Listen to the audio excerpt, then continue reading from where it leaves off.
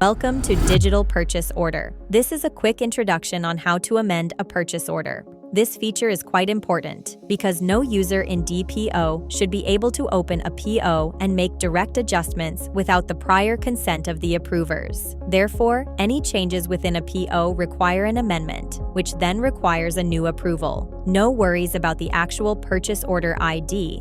Even if you amend a PO, the original purchase order ID will always remain the same. Before you get started, please make sure that you have permission to amend purchase orders. If you open any PO, you should see a pencil icon in the upper right corner. If you do not see this button, please ask your DPO book administrator to grant you the corresponding permission, or make this change yourself as an admin. Simply click on Settings in the menu on the left-hand side. Go to the Users tab, edit your own profile, and activate the checkbox Can Amend. Once this is done, open a purchase order you would like to amend, click the pencil icon in the upper right corner, and confirm that you want to amend the purchase order.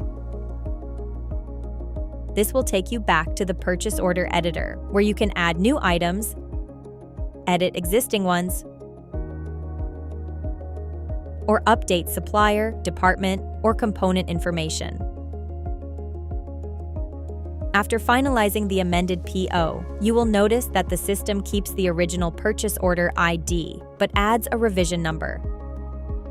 Sometimes you may need to amend a PO multiple times. To make this easier to manage, simply click on the PDF button of your revised purchase order. The system will automatically merge the latest revision while also including all previous versions into one single document. This way, you have the complete history of the purchase order summarized in one file.